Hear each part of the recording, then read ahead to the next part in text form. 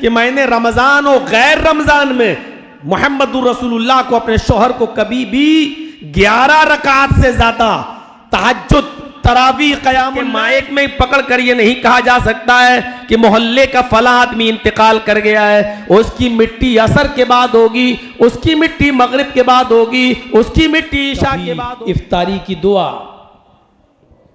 कभी उसमें अजीब अजीब तरीके से लोग अल्लाहुम्मा लका सुमतो व बिका अमनतो व अलैका तवक्कलतु व अला रिज़्क़िका अफ़्तरतु। मौलाना जर्जिस अंसारी के बयानात सुनने के लिए मौलाना साहब के ऑफिशियल यूट्यूब चैनल मौलाना जर्जिस अंसारी स्पीचेस को सब्सक्राइब करें।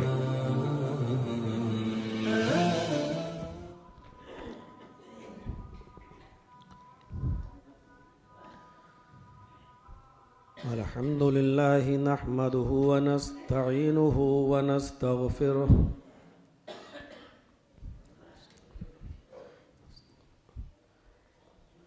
व नऊज़ु बिल्लाहि मिन शुरूरि अनफुसिना व मिन सय्यिआति अमालिना।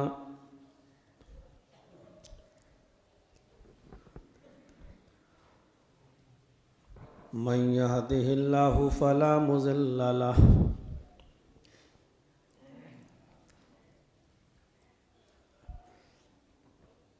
वमन युज़लिल्हु फला हादिय लहु।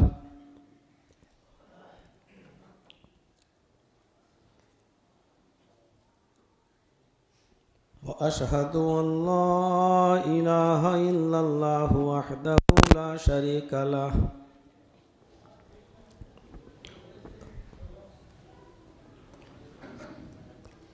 व अशहदु अन्न मुहम्मदन अब्दुहु व रसूलुहु।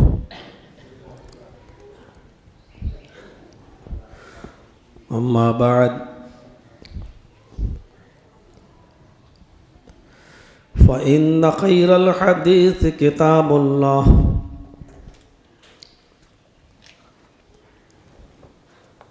व खैरल हदी हदी मुहम्मदिन सल्लल्लाहु अलैहि वसल्लम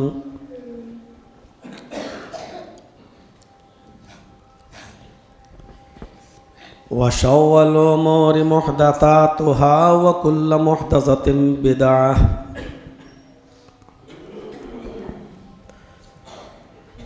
व कुल्लु बिदअतिन ज़लालह व कुल्लु ज़लालतिन फिन्नार।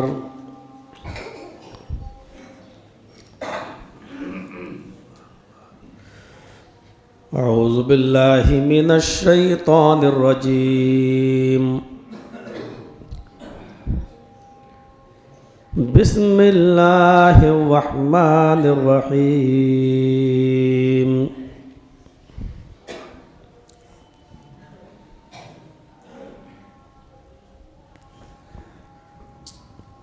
या अय्युहल्लज़ीना आमनुस्तईनू बिस्सब्रि वस्सलाह इन्नल्लाहा मअस्साबिरीन।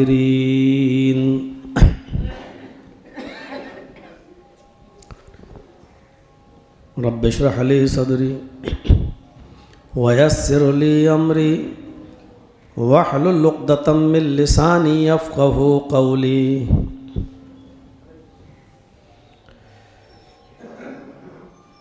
हाज़िरीन जुमा जामा मस्जिद लखीपुर,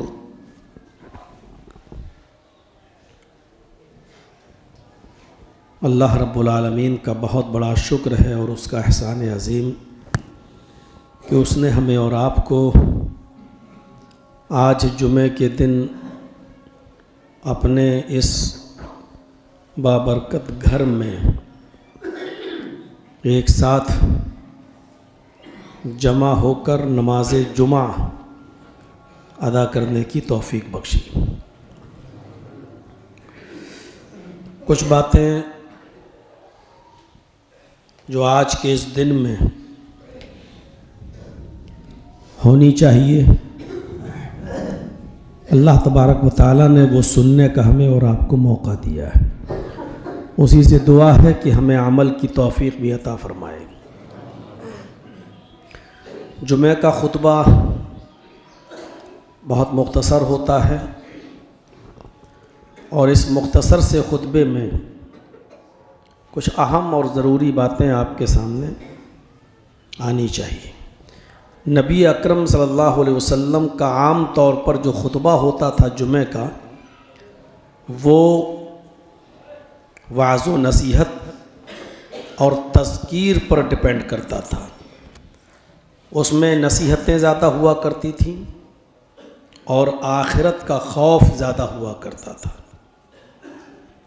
क्योंकि इंसानों को, बंदों को आखिरत से जितना जोड़ा जाएगा, दुनिया की अहमियत उतनी ही कम होती जाएगी उसकी नज़र में।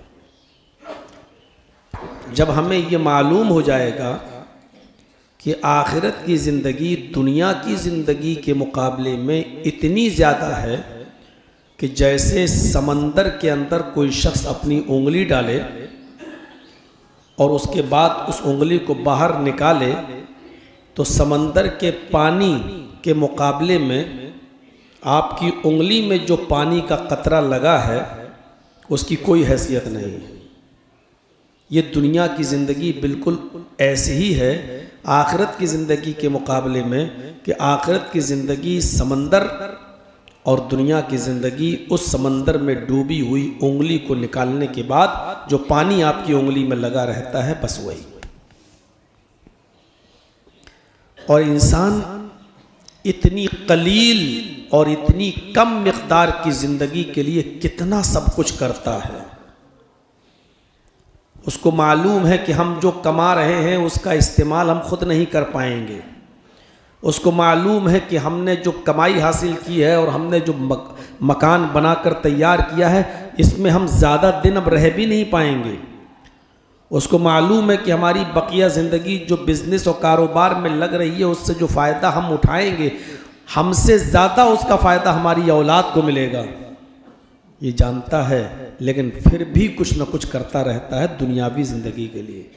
और आखिरत की ज़िंदगी जो इतनी बड़ी है, जो कभी ख़त्म नहीं होगी, उस इंसान को सोचना चाहिए कि उसके लिए हमने क्या किया है। वल तनजुर नफ्सुम मा क़द्दमत लिगद, हर इंसान को गौर करना चाहिए कि कल क़यामत के दिन के लिए उसने कौन सी तैयारी की है। मा क़द्दमत यदाह, उसने अपने आगे क्या भेजा है। कुरान एहसास दिला रहा है। और फिर उसने दुनिया में आने के बाद, हमें और आपको इस दुनिया में पैदा करने के बाद, उसने यूं छोड़ा भी नहीं अब अमल करते रहो, नहीं। उसने कहा है कि तुम्हें हमारे बताए हुए और हमारे नबी के बताए हुए तरीके पर चलना होगा। असल में इबादत कहते किसको हैं, हम इसको अभी तक नहीं समझ पाए। इबादत नमाज पढ़ने का नाम नहीं है, इबादत रोज़ा रखने का नाम नहीं है। ये सबसे बड़ी गलत फहमी है कि हम ये कहते हैं कि चलो नमाज पढ़ लो, बहुत बड़ी इबादत है, रोज़ा रख लो, बहुत बड़ी इबादत है, हज कर लो, बहुत बड़ी इबादत है। ये इबादत नहीं है। अगर नमाज पढ़ना इबादत होती तो असर की नमाज के बाद आप नमाज नहीं पढ़ सकते हैं नफली। फजर की नमाज के बाद अगर आप कोई नफली नमाज पढ़ेंगे तो आप गुनाहगार होंगे। ज़वाल के वक्त अगर आप नमाज पढ़ेंगे तो आप गुनाहगार होंगे। कहाँ है नमाज पढ़ना इबादत? अगर नमाज पढ़ना इबादत होता तो किसी भी वक्त पढ़ना जायज़ होता। तो मतलब ये निकल के आया है कि नमाज और रोज़ा इबादत नहीं है, अल्लाह और उसके रसूल के तरीके पर बताई हुई चीज़ इबादत है।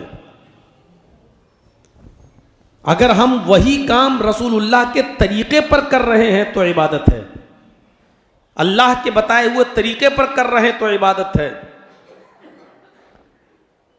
अगर नमाज पढ़ना इबादत होती तो जुमे की 2 रकात नमाज है, हम 4 रकात पढ़ा देते हैं। देखिए आप ही लोग जूता लेके तैयार हो जाएंगे, साहब हमारे बाप दादा 2 पढ़ते आए हैं, आपने 4 कैसे पढ़ा दी है? भाई हमने तो अच्छी चीज़ की है, अच्छा काम किया है, लेकिन चूंकि वो तरीक़े रसूल के खिलाफ हो गया इसलिए वो इबादत नहीं माना जाएगा। कोई भी काम तरीक़े रसूल पर किया जाए तो इबादत है। और यही चीज़ जुमे के दिन एक अजान है या दो अजान, यही चीज जिस मस्जिद के अंदर कब्र हो उस कब्र में नमाज होगी या नहीं, यही चीज फर्ज नमाज के बाद दोनों हाथ उठाकर इमाम के साथ मुक्तदियों का दुआ करना है। ऐसे ही ईद की नमाज के बाद लोगों का मुसाफा करना, हाथ मिलाना और गले मिलना और एक दूसरे को ईद मुबारक कहना, ये तमाम चीजें अगर तरीक़े रसूल पर है तो इबादत। अगर अल्लाह के नबी ने अपनी पूरी जिंदगी में फर्ज नमाज पढ़ाने के बाद मुक्तदियों की तरफ चेहरा करके अपने दोनों हाथ उठाकर कभी दुआ मांगी हो और सहाबा किराम ने उस दुआ पर कभी आमीन कहा हो तो आप भी करिए, इबादत है ये।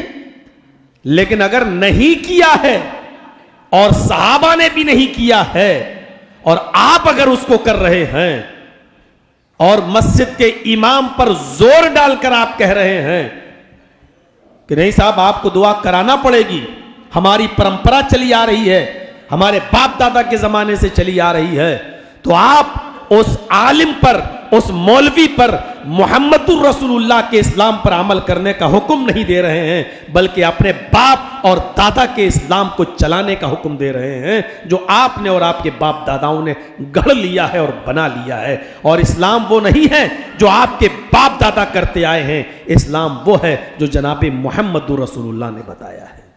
इस चीज को समझने की जरूरत है। इबादत वो नहीं है जो हम कर रहे हैं। बहुत अच्छी चीज़ है, अभी नमाज पढ़ी, अल्लाहुम्मा सल्ली अला मोहम्मद अल्लाहुम्मा बारिक अला मोहम्मद, बहुत अच्छी चीज़ है, लग रहा है कि हम दुआ मांग रहे हैं, अच्छा काम कर रहे हैं, लेकिन हमारे अच्छा लगने से कुछ नहीं होता है। क्या अल्लाह के रसूल को नहीं मालूम था? अगर इस चीज़ को अल्लाह के नबी ने राइज किया है और बताया है तब तो ठीक है, लेकिन आपको पूरी जिंदगी में नबी अकरम की जब जमात के साथ नमाज पढ़ाना आपने शुरू किया है और आखिरी नमाज जब आपने पढ़ाई है, आपको पूरी जिंदगी में कोई एक नमाज ऐसी नहीं मिलेगी अल्लाह के रसूल ने नमाज के बाद सलाम फेर कर मुक्तदियों की तरफ चेहरा करके हाथ उठाकर दुआ मांगी हो और सहाबा किराम ने आमीन कहा हो। एक नमाज ऐसी नहीं मिलेगी। अल्लाह के रसूल की पूरी जिंदगी देख डालिए, 23 साल तक आप नबी रहे, 40 साल के बाद नबूवत मिली और 63 साल तक 63 ईयर्स तक आप जिंदा रहे। 23 साल आप नबी रहे, लेकिन 23 साल के अंदर नबी अकरम की पूरी जिंदगी में जुमे की एक ही अजान होती रही। नबी अकरम की पूरी जिंदगी में अगर कोई शख्स अपनी बीवी को 3 तलाक दे देता था, एक साथ तलाक तलाक तलाक, तो अल्लाह के रसूल ने उसको एक ही माना था, 3 नहीं माना था। नबी की पूरी 23 साल जिंदगी इससे भरी पड़ी है। हजरत आयशा फरमाती हैं कि मैंने रमजान और गैर रमजान में मुहम्मदुर रसूलुल्लाह को, अपने शौहर को, कभी भी 11 रकात से ज्यादा तहज्जुद, तरावी, क़यामुल लैल 11 रकात से ज्यादा नहीं, 8 रकात तरावी और 3 वित्र, इससे ज्यादा पढ़ते हुए नहीं देखा है। यानी आप रमजान और गैर रमजान में 11 ही रकात पढ़ते थे। पता ये चला कि रमजान में जमात के साथ जो नमाज पढ़ ली जाती है वो तरावी कहलाती है और यही आम दिनों में तहज्जुद कहलाती है। अल्लाह के रसूल सल्लल्लाहु अलैहि वसल्लम आम दिनों में भी 11 पढ़ते थे और रमजान में भी आपने 11 ही पढ़ाई है, 8 तरावी और 3 रकात वित्र। मेरे प्यारे साथियों, अल्लाह के रसूल से उनकी पूरी जिंदगी में 20 रकात तरावी का कोई सबूत नहीं मिलता और जो रिवायत मिलती है वो कमजोर ही नहीं बल्कि हद दर्जा ज़ईफ और कमजोर रिवायत है। तो इस्लाम वो नहीं है जो हम कर रहे हैं, इस्लाम वो है जो जनाब मुहम्मद रसूलुल्लाह ने हमें और आपको बताया। हम ये देखें कि हम जो कर रहे हैं वो नबी के तरीके पर है या नहीं, बस गौर कीजिए। एक सहाबी को छींक आई, और छींकने के बाद उन्होंने कह दिया अल्हम्दुलिल्लाह वस्सलातु वस्सलामु अला रसूलिल्लाह। देखिए, दुआ थी, कोई गलत चीज नहीं थी। छींक आई, छींके और उसके बाद कहा अल्हम्दुलिल्लाह, अस्सलातु वस्सलामु अला रसूलिल्लाह। हजरत अब्दुल्लाह इब्ने उमर वहीं बैठे हुए थे। उन्होंने कहा ये तुमने क्या पढ़ा?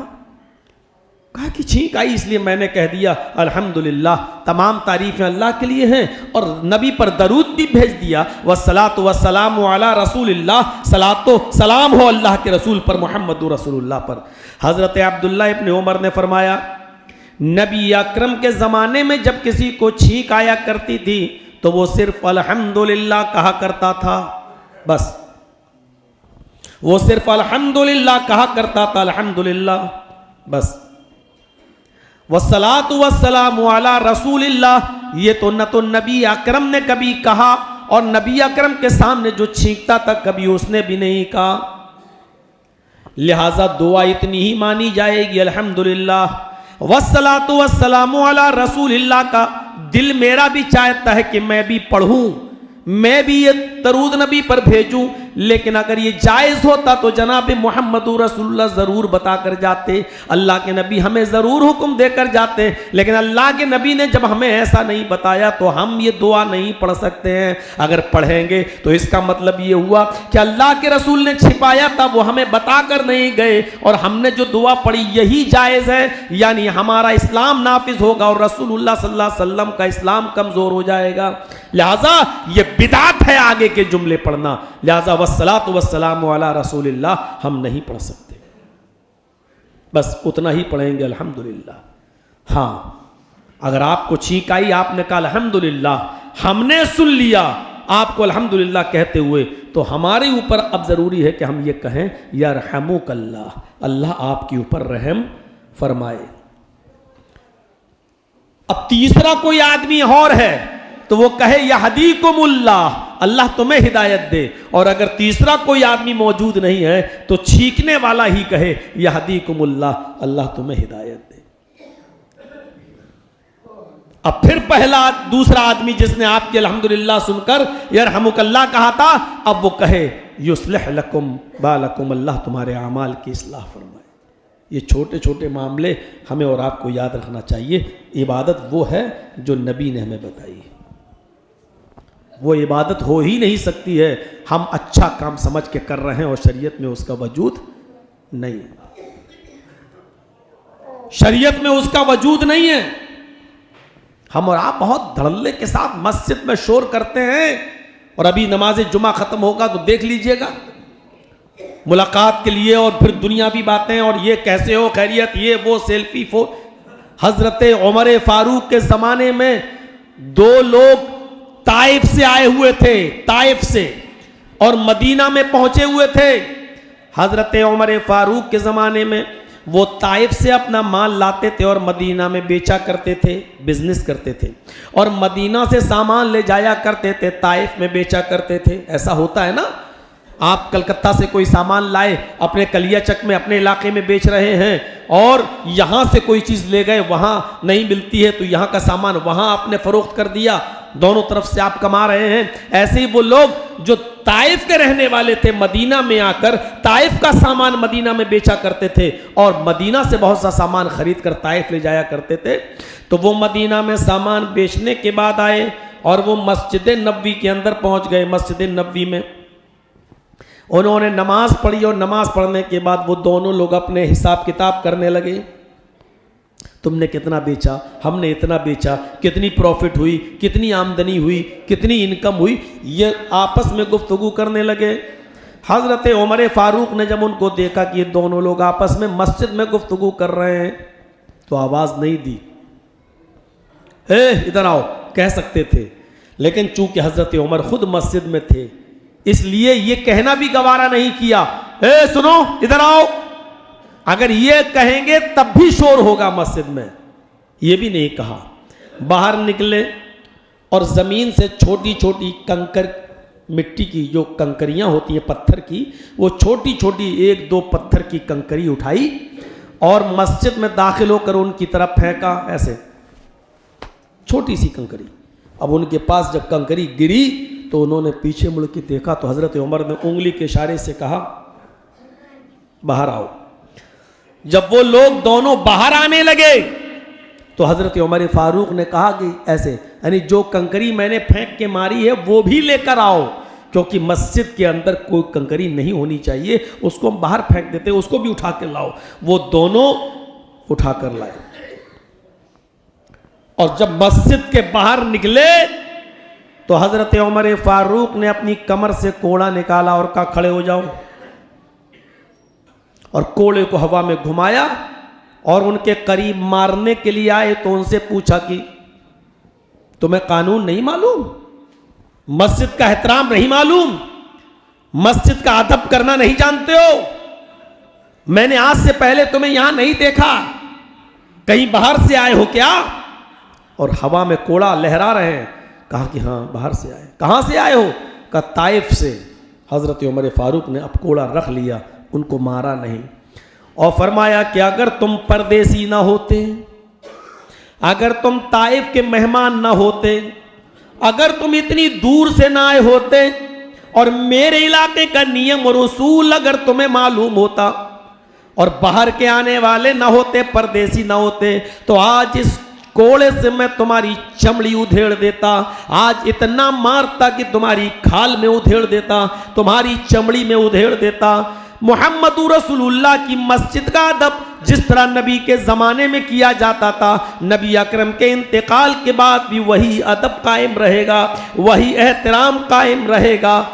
मेरे प्यारे साथियों, ज़रा अंदाज़ा लगाओ, आज हम मस्जिदों में तो दुनियादारी की तमाम बातें मस्जिदों में कर लेते हैं, तमाम मामलात, जबकि मस्जिद का अदब व एहतराम यह है कि अगर इलाके में आपके गांव में किसी का इंतकाल हो जाए, आपके मोहल्ले में किसी का इंतकाल हो जाए, तो शरई नुक्ते नज़र से उसकी मिट्टी कितने बजे होगी उसका ऐलान भी मस्जिद से नहीं किया जा सकता है। मस्जिद के माइक में पकड़ कर ये नहीं कहा जा सकता है कि मोहल्ले का फला आदमी इंतकाल कर गया है, उसकी मिट्टी असर के बाद होगी, उसकी मिट्टी मगरिब के बाद होगी, उसकी मिट्टी ईशा के बाद होगी। मस्जिद किसी की मिट्टी के ऐलान के लिए नहीं है, मस्जिद सिर्फ अल्लाह के घर में नमाज के लिए बुलाने के लिए है, और वो भी उन जुमलों में जो जुमले जनाब मुहम्मदुर रसूलुल्लाह ने बताए हैं।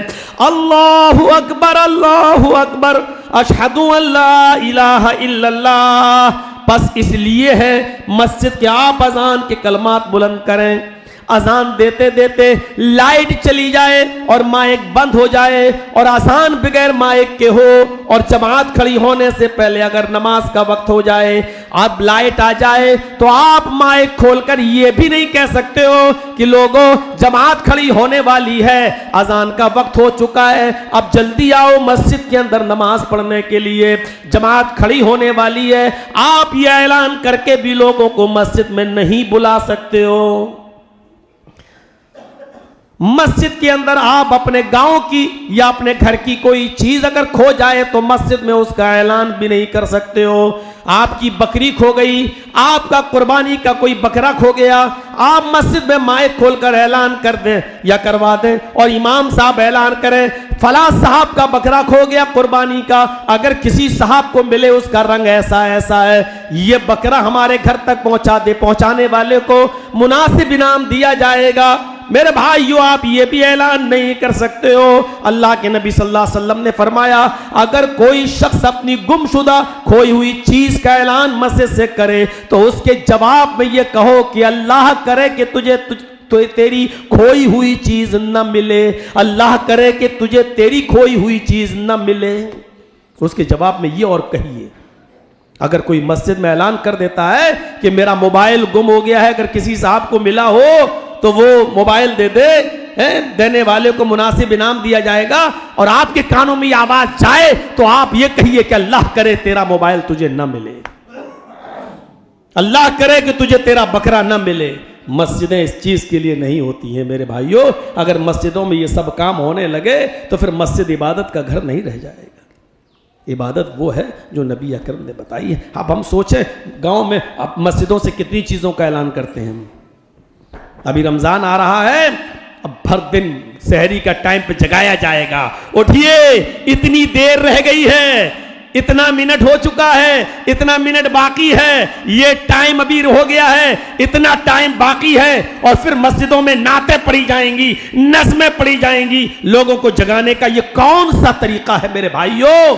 जरा गौर करो कि मस्जिदें इसलिए नहीं हैं। अल्लाह के नबी के जमाने में सहरी की सिर्फ एक अजान हुआ करती थी, जो जायज है वो आप देंगे नहीं। फजर की अजान से पहले तहज्जुद की एक अजान हुआ करती थी। अगर आपके यहां होती है तो फबिहा, बहुत अच्छा, नहीं होती है तो आपको बहुत अजीब सा लगेगा कि लो साहब एक और अजान दिलवाने लगे हैं। लोग ऐसा ना हो कि तहज्जुद की अजान के वक्त फजर की अजान समझ के सहरी खाना छोड़ दें कि ये तो अजान हो गई फजर की। लेकिन जो सुन्नत है वो ये है कि अल्लाह के नबी के जमाने में सहरी की अजान हुआ करती थी, तहज्जुद की अजान हुआ करती थी। और आज भी अगर आप सऊदी अरब की सरजमीन पर चले जाएं और कभी भी उम्रा करने का मौका मिले तो रात में वहां जरूर उम्रा कीजिएगा। फजर से पहले 1-1.5 घंटा पहले वहां तहज्जुद की अजान होती है। तहज्जुद की अजान आज भी दी जाती है वहां पर। सऊदी की मस्जिद में खाने काबा में, मस्जिद नबवी में और मस्जिद हरम में खाने काबा में। तो इबादतें वो हैं जो शरीयत ने हमें बताई हैं, इबादतें वो नहीं हैं जो हम इबादत समझ के कर रहे हैं। सोचा अरे रात में जागना कितनी अच्छी इबादत है, लोगों को हम जगा रहे हैं फजर में, कितनी अच्छी, हम लोगों को सहरी के लिए उठा रहे हैं, कितनी अच्छी इबादत है। अरे मेरे भाइयों, ये रोजा तुम्हारे ऊपर फर्ज किया गया है, ये तुम्हारी जिम्मेदारी है कि कैसे उठोगे। आप उसको उठाने के लिए आप किसी को मुतय्यन करोगे? कोई मुतय्यन नहीं होगा।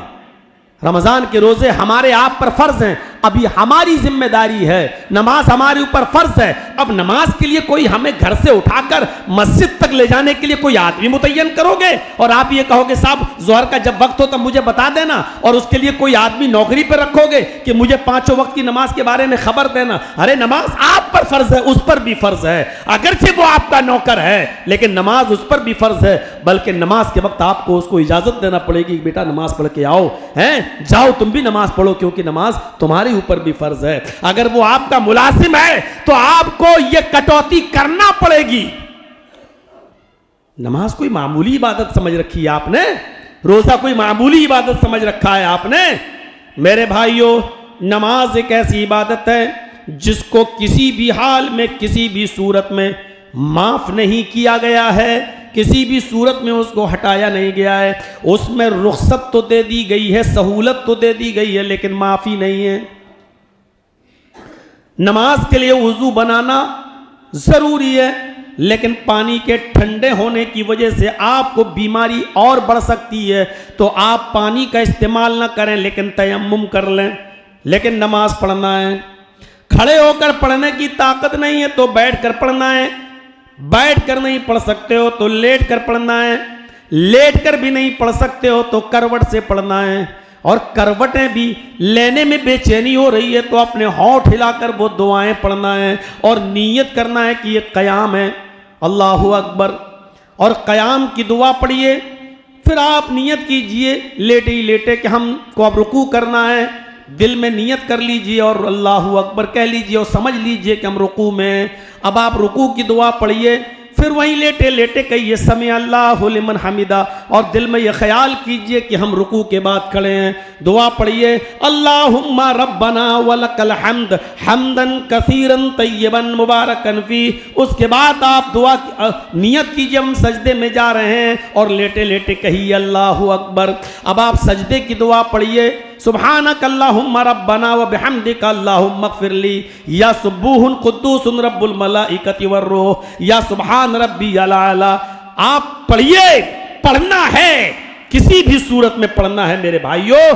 नमाज किसी भी हाल में माफ नहीं है। आप इस बात का अंदाजा लगा सकते हैं कि हजरत मरियम पर जब लोगों ने जिना की तोहमत लगाई कि बगैर बाप के तूने बेटा कैसे पैदा कर दिया, बगैर शौहर के बेटा कैसे पैदा हो गया, और ये ईसा बगैर बाप के कैसे पैदा हो गए, और हजरत मरियम के पास इसका कोई जवाब नहीं था क्योंकि कोई मानने के लिए तैयार ही नहीं था। कितना कहेगी कि अल्लाह का हुक्म था, ये बेटा अल्लाह की तरफ से मिला, लेकिन कौन इस बात को मानता? दुनिया का उसूल ही है कि मियाँ बीवी के रिश्ते के बाद बच्चे पैदा होते हैं। ये उसूल उसी ने बनाया है, ये कानून अल्लाह ही की तरफ से बनाया हुआ है। और फिर अल्लाह ही किसी को बगैर शौहर के बेटा दे दे तो ये जमाने में एक अजीब बात तो होगी। मेरे भाइयों, हजरत मरियम को भी इन इल्जामात को झेलना पड़ा और उल्टे सीधे ताने सुनना पड़े। और लास्ट में हजरत मरियम ने अपने 3 दिन के बेटे ईसा की तरफ इशारा करते हुए फरमाया, अरे मुझसे क्या पूछते हो, इसी बच्चे से पूछ लो। ये कहां से आया? मुझसे क्या पूछ रहे हो, इसी से पूछ लो। यही तो पैदा हुआ है मेरे पेट से।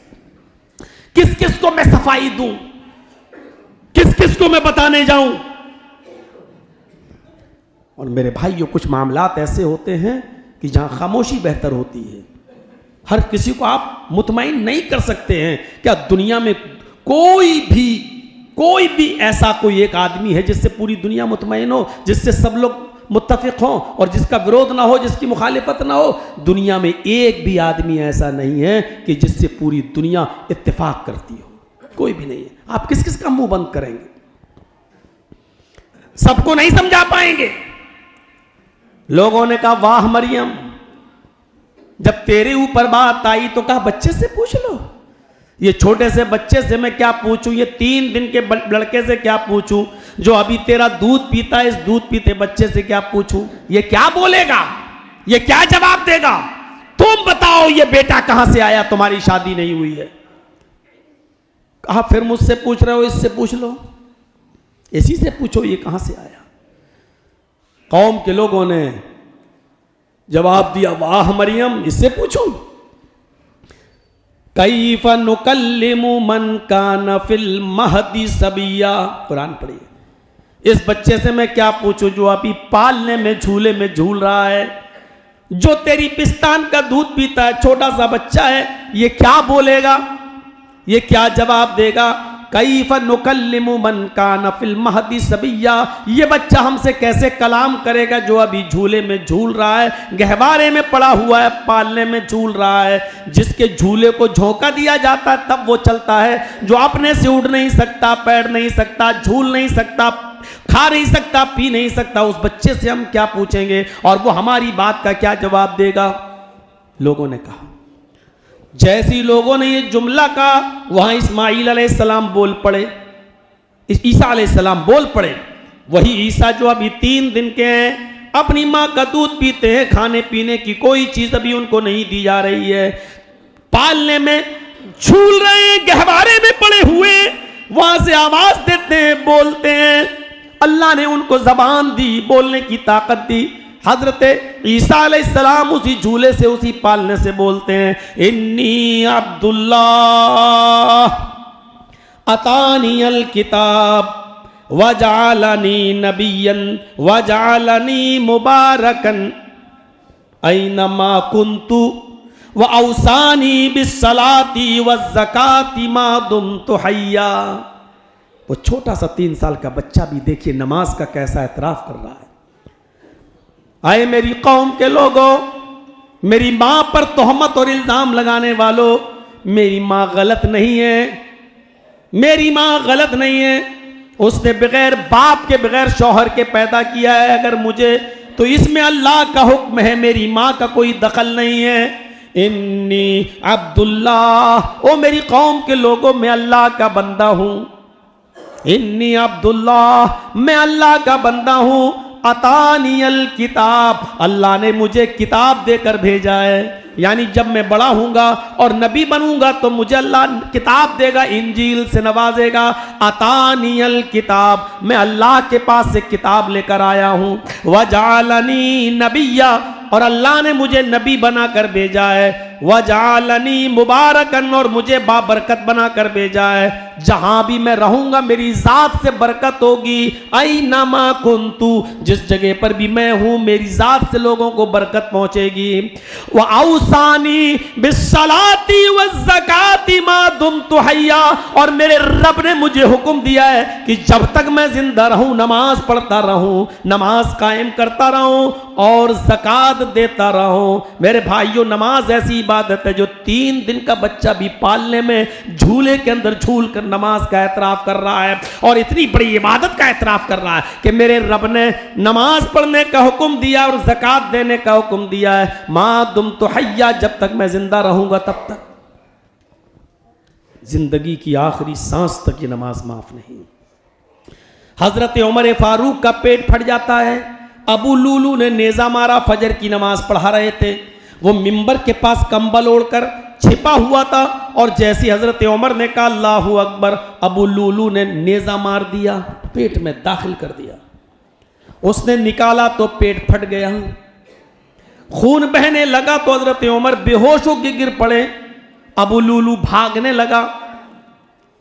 एक सहाबी ने नमाज तोड़कर उसके ऊपर अपना कंबल फेंक दिया। सर्दियों के दिन में नमाज पढ़ी जा रही थी तो जो हल्का कंबल होता है वो ओढ़ के आए थे, एक सहाबी ने उसके ऊपर कंबल फेंक दिया। जब कंबल फेंका तो उसका पैर उस कंबल में उलझ गया और वो गिर गया, वो पकड़ा गया। अब उसको मालूम हो गया कि हजरत उमर फारूक तो बचेंगे नहीं और मुझे भी मार डाला जाएगा, मुझे भी कत्ल कर दिया जाएगा। तो उसने वही खंजर जो हजरत उमर फारूक को मारा था, जिसमें जहर बुझा हुआ था, उसने वही खंजर अपने पेट में मार कर अपने आप को हलाक कर लिया। वही फिरोज, वही अबू लूलू नाम का शख्स वहीं पर मर जाता है।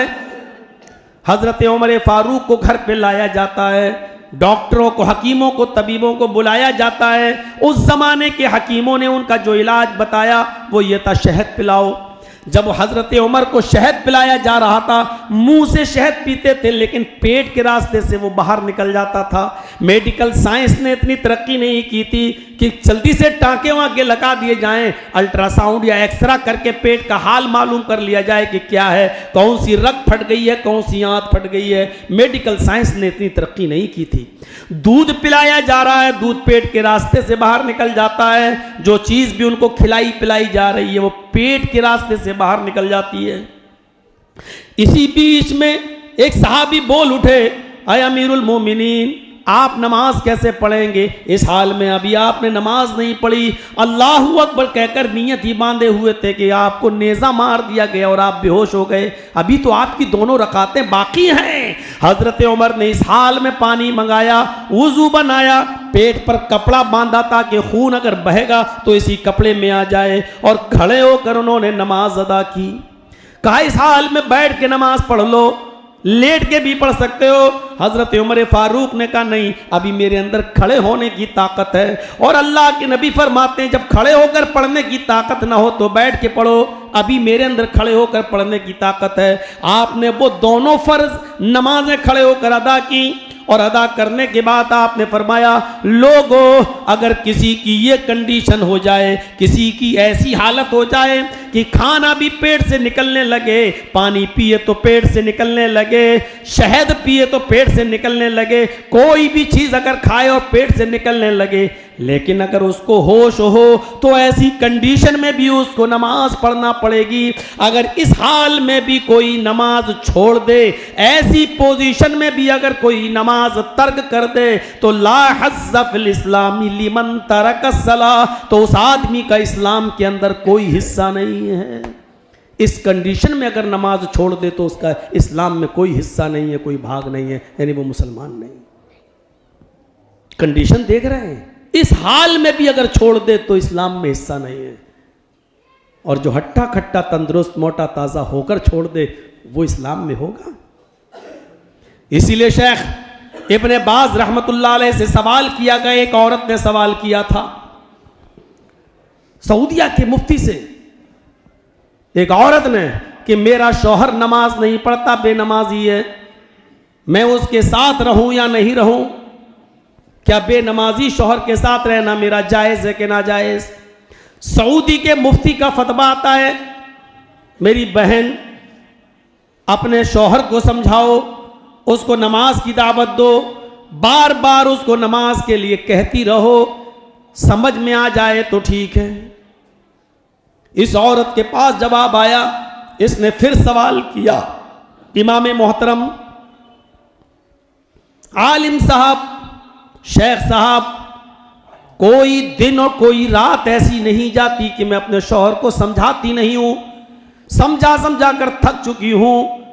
पूरी 2 सालें शादी के बाद गुजर चुकी हैं और 2 साल में कोई दिन ऐसा नहीं गया कि मैंने उसको न समझाया हो, मैंने उसका ख्याल न किया हो। मैं उसको हर रात भी समझाती हूँ, दिन में भी समझाती हूँ, खाना खाने आता तब भी मैं नमाज की तरफ उसको दावत देती हूँ, लेकिन उसके ऊपर मेरी बातों का कोई असर नहीं होता, लेकिन वो नमाज नहीं पढ़ता। अब बताइए, इतना समझाने के बाद और 2 साल तक मुसलसल समझाने के बाद भी वो नहीं माना, नमाज नहीं पढ़ता। अब मेरा उसके साथ रहना जायज़ है कि नाजायज़? अब यहां से फतवा आता है, ऐसे बेनमाजी शौहर के साथ तुम्हारा 1 मिनट भी रहना हराम है। तुम ऐसे बेनमाजी शौहर के साथ नहीं रह सकती हो, तुम उससे अलग हो जाओ, तुम उससे अलहदगी पैदा कर लो। यहां से फिर उसने सवाल किया इस फतवे को पढ़ने के बाद, शेख मोहतरम आप कह रहे हैं अलग हो जाओ, मैं उससे कैसे अलग हो सकती हूं? वो मुझे तलाक देने के लिए तैयार नहीं। 2 साल तक जब उसने नमाज नहीं पढ़ी तो मैंने उससे कहा मैं तुम्हारे साथ नहीं रहना चाहती, तुम्हारे अंदर और कोई कमी नहीं है, सिर्फ सबसे बड़ी कमी यह है कि तुम नमाज नहीं पढ़ते हो, और ये कमी मुझे सबसे ज़्यादा खलती है। मैं तुम्हारे साथ अब नहीं रहना चाहती, मुझे तलाक दो। मेरा शौहर मुझे तलाक भी नहीं देता है। अब बताइए कि अलग होने की क्या शक्ल है? वो मुझे तलाक भी तो नहीं देता है। अब मैं उसको कैसे छोड़ सकती हूँ और कैसे अलग हो जाऊँ? हमें कोई रास्ता बताइए। वो तलाक देने के लिए तैयार नहीं। यहाँ से फिर फतवे का जवाब जाता है, मेरी बहन तुम्हें तलाक की जरूरत ही नहीं है, इसलिए कि बेनमाजी काफिर है और बेनमाजी के निकाह में मोमिना औरत को रहना ही नहीं है। जब उसने नमाज छोड़ दी तो अहद व पैमान और निकाह अपने आप खत्म हो जाता है, निकाह अपने आप फिस्क हो जाता है। मेरी बहन तुम्हें तलाक की जरूरत ही नहीं है, तुम्हारा शौहर बेनमाजी मुसलमान ही नहीं है, और जब मुसलमान ही नहीं है तो किसी काफिर मर्द के साथ तुम्हें रहना जायज भी नहीं है। बस तुम एक इद्दत गुजारो, यानी एक पीरियड का इंतजार करो।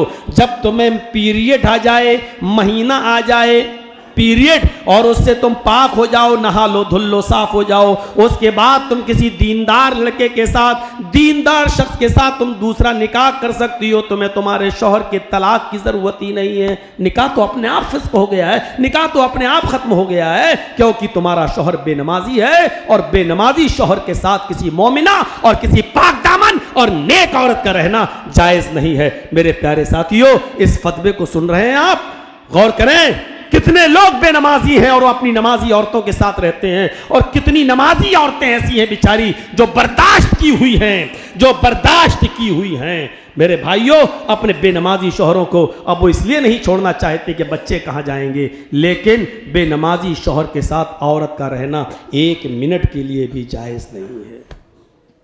यह है नमाज का मामला। जो मसले और मसाइल आपको इस जुमे के खुतबे में मिल जाते हैं, मेरे भाइयों, आप लाखों रुपया खर्च करा के जो जलसा कराएंगे उसमें आपको ये सब चीज़ें नहीं मिल पाएंगी। इसलिए इन चीज़ों को गनीमत जानो और कोशिश करो कि हम इसके ऊपर अमल करेंगे। या अय्युहल्लज़ीना आमनुस्तईनु बिस्सब्रि वस्सलाह। मौज़रत के साथ मुझे कहना पड़ता है कि आयत तो मैंने ये पढ़ी थी कि इस पे बोलूँगा, लेकिन इस पर एक जुमला नहीं बोल पाया, एक लफ्ज़ भी मैं इस पे नहीं बोल पाया, और दूसरी तरफ ही बातें निकल के वक्त पूरा हो गया। 1:10 हो गए हैं, 8 मिनट। मेरे प्यारे साथियों, जुमे का खुतबा मुख्तसर होता और होना भी चाहिए, इसलिए मैं अपनी बात को ख़त्म करते हुए इस उम्मीद के साथ रुखसत हो जाऊँगा आपसे कि इन चीज़ों को अपने मुआशरे में राइज कीजिए और इबादत का सही मफहूम समझने की कोशिश कीजिए। इबादत वो नहीं है जो हम कर रहे हैं, इबादत वो है जो मुहम्मदुर रसूलुल्लाह के तरीक़े पर की जाए, इबादत वो है जो शरीयत के तरीक़े पर की जाए, इबादत वो है। याद रखिएगा, अब रमज़ान का महीना शुरू होगा, बहुत सी चीज़ें अपनी तरफ से लोग दाखिल करेंगे। कभी इफ्तारी की दुआ, कभी उसमें अजीब अजीब तरीके से लोग अल्लाहुम्मा लका सुमतो व बिका अमनतो व अलैका तवक्कलतु व अला रिज़्क़िका अफ़्तरतु। कुछ नहीं, इफ्तारी की सिर्फ एक ही दुआ है, और सही हदीस से बिस्मिल्लाह कहकर आप इफ्तार करें, और इफ्तार करने के बाद आप ये दुआ पढ़ लें, ज़हबज़ ज़माउ वब्तल्लतिल उरूक़ व सबतल अज्रु इंशाअल्लाह। बाज़ मुहक्किकीन कहते हैं कि इफ्तारी की दुआ यही है, ज़हबज़ ज़माउ वब्तल्लतिल उरूक़ व सबतल अज्रु इंशाअल्लाह, ये इफ्तारी की दुआ। लेकिन बेहतर यही है कि आप इफ्तारी करें बिस्मिल्लाह कह के, बिस्मिल्लाह, और जब पानी पी लें, खाना खा लें, इफ्तारी कर लें, उसके बाद तर्जमे से यही पता चलता है, उसके बाद ये दुआ पढ़ें, ज़हबज़ ज़माउ, प्यास चली गई, वब्तल्लतिल उरूक़, रगें तर हो गई, व सबतल अज्रु इंशाअल्लाह, और मेरा अज्र सवाब अल्लाह के रजिस्टर में दर्ज हो गया। तो ये तर्जमा ये बताता है कि इफ्तार के बाद ही तो कहा जाएगा ज़हबज़ ज़माउ, प्यास मिट गई। अभी मिटी ही नहीं और आप कह रहे हैं ज़हबज़ ज़माउ। इफ्तार से पहले ये दुआ पढ़ लें, ज़हबज़ ज़माउ, प्यास मिट गई। अभी तो मिटी नहीं है, अभी तो आपने पानी पिया ही नहीं है, तो फिर ये कहना कैसे जायज़ कि प्यास मिट गई। तो मेरे भाइयों, इसलिए मुहक्किकीन उलमा ने लिखा है कि पहले ये दुआ पढ़ो, बिस्मिल्लाह, अल्लाह के नाम से शुरू, बस बिस्मिल्लाहिर्रहमानिर्रहीम नहीं। अब आप कहो बिस्मिल्लाहिर्रहमानिर्रहीम कहने में क्या अर्ज है? नहीं, जितना शरीयत में आया उतना। वज़ू बनाओ तो बिस्मिल्लाह, बस, वज़ू बनाने बैठो बिस्मिल्लाह, बस, खाना खाने बैठो बिस्मिल्लाह। पूरी दुआ नहीं पढ़ी, बिस्मिल्लाहिर्रहमानिर्रहीम नहीं पढ़ा जाएगा, है ही नहीं वो साबित। जब भी कोई काम शुरू करो तो अल्लाह का नाम लो, बस इतना ही है हदीस में, और अल्लाह का नाम बिस्मिल्लाह में आ गया, बिस्मिल्लाह, बस आ गया। उसमें यह नहीं आया अल्लाह रहमान और रहीम का नाम लो, बस इतना आया कि जो भी काम शुरू करो तो अल्लाह का नाम लो, तो बिस्मिल्लाह। और इसीलिए देख लीजिए बहुत सी जगहों से रहमान रहीम हटा दिया गया है। आप कुर्बानी के जानवर पर जब छुरी चलाते हैं तो क्या पढ़ते हैं? बिस्मिल्लाही अल्लाहु अकबर या बिस्मिल्लाही वल्लाहु अकबर। अब आप कहो कि बिस्मिल्लाहिर रहमान रहीम वुजू बनाने में अगर हम पूरी पढ़ लें तो क्या हर्ज है? बिस्मिल्लाहिर्रहमानिर्रहीम। अब वुजू बनाएं, खाना खाएं तो पढ़ लें बिस्मिल्लाहिर्रहमानिर्रहीम, और खाना खाएं पूरा पढ़ लें तो क्या हर्ज है? इबादत वो नहीं है जो आप सोच रहे हैं, इबादत वो है जो नबी ने बताई है। अगर आप ये सोच रहे हैं कि अगर हम खाना खाते वक्त बिस्मिल्लाहिर्रहमानिर्रहीम पूरा पढ़ लें तो हर्ज क्या, अच्छी चीज तो है, तो मैं कहता हूं कुर्बानी के जानवर पर छुरी चलाते वक्त हम पूरी दुआ पढ़ लें, बिस्मिल्लाहिर्रहमानिर्रहीम अल्लाहु अकबर, ये कहकर छुरी चलाएं, आपकी कुर्बानी नहीं मानी जाएगी, क्योंकि वहां जानवर पर छुरी चला रहे हैं, वहां रहम है ही नहीं, वहां रहमान और रहीम आप कैसे कह सकते हैं? वहां तो आप उसको ज़िबा कर रहे हैं। जब ज़िबा कर रहे हैं और ऐसी जगह पर रहमान और रहीम पढ़ेंगे, मेरे भाइयों वहां रहम है ही नहीं। देखने वाला कहेगा वाह साहब, रहमान और रहीम भी कह रहे हो, रहम है ही नहीं, यहां तो आप जानवर की गले पे छुरी चला रहे हैं, रहम कहां है? या तो हुक्म है अल्लाह ताला का जो आप मान रहे हैं और नबी अकरम का। तो इसलिए मेरे भाइयों वहां बिस्मिल्लाहिर्रहमानिर्रहीम नहीं पढ़ सकते। इसी तरीके से खाना खाते वक्त भी बिस्मिल्लाहिर्रहमानिर्रहीम नहीं, वज़ू बनाते वक्त भी बिस्मिल्लाहिर्रहमानिर्रहीम नहीं, सिर्फ बिस्मिल्लाह। और उसके बाद आप काम करिए। तो मेरे भाइयों, जब इफ्तार करने बैठे तो बिस्मिल्लाह, और इफ्तार करके फारिग हों तब ये दुआ, 3 लफ्ज़ हैं, ज़हबज़ ज़माउ वब्तल्लतिल उरूक़ व सबतल अज्रु इंशाअल्लाह। इतना सा जुमला याद नहीं हो सकता हमें इफ्तारी के बाद पढ़ने के लिए? मेरे भाइयों, दुआ करो कि अल्लाह ताला हमें शरीयत के मुताबिक चलने की तौफीक अता फरमाए और हमें अपनी तमाम इबादतों को मुहम्मदुर रसूलुल्लाह के तरीक़े पर करने की तौफीक अता फरमाए, और हमारी ज़िंदगी में नबी अकरम की ज़िंदगी को आइडियल और मॉडल बना दे, और हमें अपनी तमाम इबादतों को कुरान और हदीस के मुताबिक करने की तौफीक अता फरमा। इलाहुल आलमीन, जब तक तो हमें ज़िंदा रख, इस्लाम पे ज़िंदा रखना, और जब हमारा ख़ात्मा हो तो ईमान पर हमारा ख़ात्मा फरमाना। वमा अलैना इल्लल बलागुल मुबीन व आखिरु दावाना अनिल हम्दुलिल्लाहि रब्बिल आलमीन।